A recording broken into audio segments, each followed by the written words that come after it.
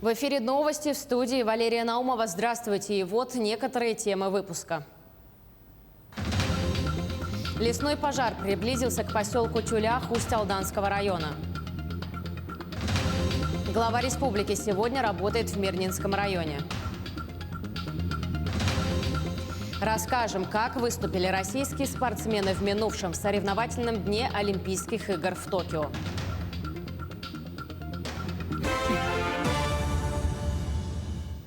Сложная обстановка сегодня сложилась рядом с селами Кылай, Усть-Алданского, Далыр, Верхневилюйского и Сете, Кобяйского улусов. На помощь в тушении лесных пожаров в эти населенные пункты направлены дополнительные людские силы и техника. Сейчас на месте пожара рядом с Тюлякским наслегом Усть-Алданского района работают 111 человек, 73 местных жителя, а также сотрудники авиалесоохраны и МЧС. В общей сложности 13 единиц техники. Дмитрий Садовников дал поручение направить вертолет с водосливным устройством. Вчера ночью эвакуированы 106 человек, из них 62 детей. Размещены по населенным пунктам Берия, Титары и Барагонцы. В настоящее время продолжаем наращивать силы и средства. Сегодня вертолетом из Барагонца отправляются 25 мобилизованных человек.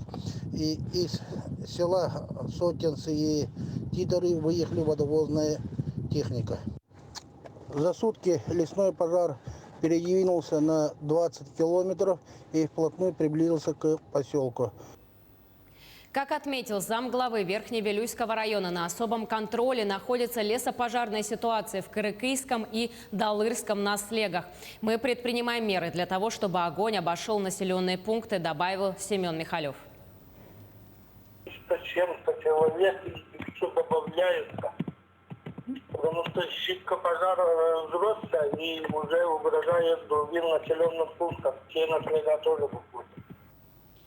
Также лесные пожары в Горном Улусе идут в 12 точках. По состоянию на 3 августа всего огнем охвачено более 364 тысяч гектаров леса.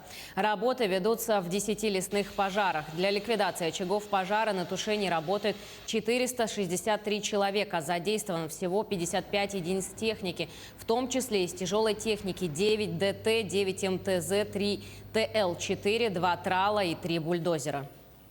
Угроза населенных пунктов, кроме Бескюля, отсутствует. Бескюля, значит, мы вчера полностью расставили силы и средства на, так сказать, последних подступах, и я думаю, мы там удержим. И сегодня идет сосредоточение сил и средств на пожаре, который вчера убегал федеральной дороги Белюй. Сегодня будем отрабатывать данный пожар. А так, по другим пожарам сил и средств хватает, люди работают, идут обжиги. В целом, ситуация с лесными пожарами в республике остается напряженной. Об этом в ходе брифинга оперативного штаба сообщил Дмитрий Садовников. Так, всего на территории Якутии действует 171 пожар на территории более 2 миллионов гектаров. Тушится 58 пожаров, локализовано 11. За последние сутки удалось ликвидировать 8 очагов, обнаружено 15 новых. Тем временем на особом контроле находится обстановка в 4 населенных пунктах. Это поселок Сете Кобяйского района, поселки Кырыкый и Далыр Верхневилюйского района и поселок Кылаи Усть-Алданского района. Всего на местах тушения пожаров задействовано 2402 человека и 301 единица техники. В мере возможности работает авиатехника. В частности, вертолеты работали в Кобяйском районе и Хангаласском районе. Занимались сливом воды в Кобяйском районе и по переброске сил и средств на пожаротушение в Хангаласском районе и Усть-Алданском районе. Самолеты Б-200 и Ил-76 из-за видимости не работали. Также первый вице-премьер отметил, что вчера самолет-зондировщик Ан-26 работал в Алекминском районе. Там начались дожди. Сегодня планируется его работа также в Алекминском улусе и по возможности в Хангаласском улусе. Эффективность работы снижается из-за отсутствия ресурсных облаков. Дмитрий Садовников подчеркнул, что ситуация в Якутии остается сложной. Сегодня глава республики работает в Мирнинском районе. Так, в первой половине дня Айсен Николаев встретился с экипажем авиагруппировки Министерства обороны, которая работает на территории Якутии по борьбе с лесными пожарами. На территории республики действует крупная авиагруппа: 7 воздушных судов МЧС России, 3 самолета Б-200, 4 вертолета Ми-8 с водосливными устройствами, 6 воздушных судов Министерства обороны Российской Федерации, 2 самолета Ил-76, 4 вертолета Ми-8 с водосливным устройством. Также работает самолет-зондировщик Ан-26 с установкой «Циклон». Глава региона осмотрел часть самолетов и поблагодарил экипаж за работу.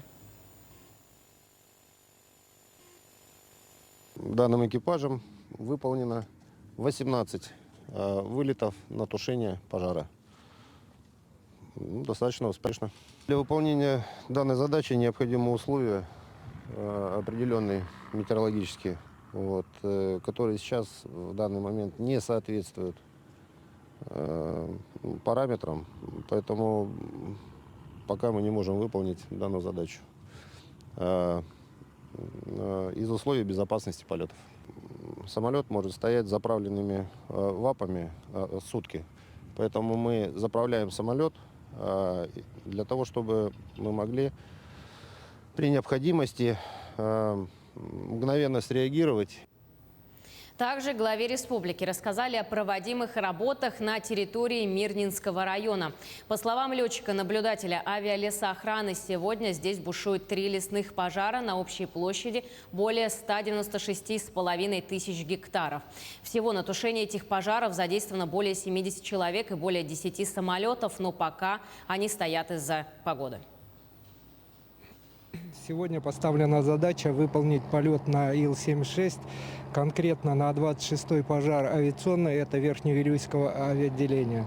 Отсюда до пожара 361 километр, расстояние это где-то займет время 45 минут, но в связи с тем, что у нас условия погодные пока не позволяют, вылет пока задерживается. До какого времени это мы пока сказать не можем, но прогнозы до 15 местного пока нелетные. В эти минуты глава региона проводит совещание по лесопожарной обстановке на территории Западной Якутии. Задымленно здесь будет держаться примерно еще 3 дня. Все зависит от направления ветра. Глава Якутии дал поручение заместителю руководителя Якутского управления гидрометеослужбы держать данный вопрос на контроле и каждый день оповещать прогнозы по задымленности. Этот вопрос особо важен, так как в Мирном базируются воздушные суда, которые занимаются тушением лесных пожаров. В целом ситуация с лесными пожарами на территории Мирнинского района находится на контроле, сообщил глава района. Угрозы поселку Сельдюкар нет. Лесной пожар возле Якутска локализован. В данный момент идет работа по ликвидации возгорания. Напомню, вчера в 10 километрах от столицы был обнаружен лесной пожар площадью 9 гектаров, на борьбу с которым немедленно были направлены огнеборцы Якутлесресурса, Государственного пожарного надзора и добровольцы окружной администрации. Всего 29 человек. В данный момент на участке ведется окарауливание, обработка и расчистка минерализованной полосы. По предварительной версии, причиной возникновения пожара стал человеческий фактор. Напомню, что сейчас в Якутии продолжает действовать режим чрезвычайной ситуации. И в связи с этим выезды в лесной массив, а также разведение костров запрещены. С левой стороны, на левую кромку отправили трактор. Где-то часов в 11 опахали вечера. Потом начали обработку минерализованной полосы, там валка деревьев, угрожающих падением на чистую сторону, на ту сторону, и дотушивание. И в 9 утра дали локализацию. Сейчас вот тоже проводим окарауливание, и намечается где-то к вечеру ликвидация. Между тем, в Россельхозе призвали втрое увеличить субвенции на тушение лесных пожаров с 33 миллиардов рублей в год до 93 миллиардов рублей, считает глава Россельхоза Иван Советников. Он также пояснил, что увеличение бюджета зависит от лимитов, которые обозначит Минфин на 2022 год. Однако до конца этого года будет принята методика, которая позволит иначе распределять деньги между регионами. По словам Советникова, цель методики – стимулировать профилактику борьбы с огнем и поощрять регионы, где леса не горят. Перейдем к эпидобстановке. На территории республики за прошедшие сутки выявили 146 случаев COVID-19.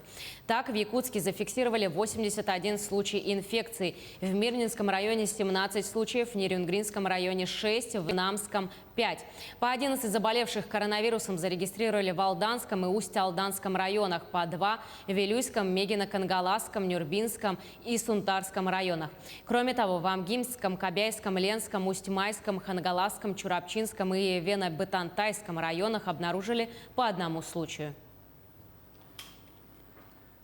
В Хангаласском Улусе во время сбора ягод пропала пожилая женщина. Вечером 30 июля в единую дежурную диспетчерскую службу района поступил звонок о том, что на заречной стороне Улуса пропала жительница города Покровска 1950 года рождения.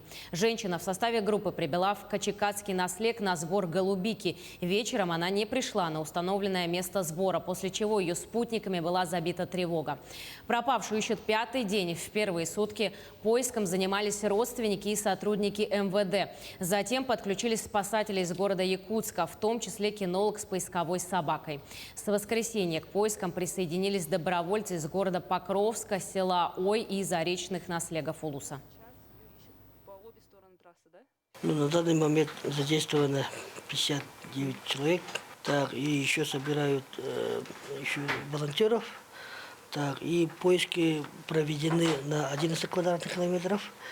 Так, в поиске использовались беспилотный летательный аппарат.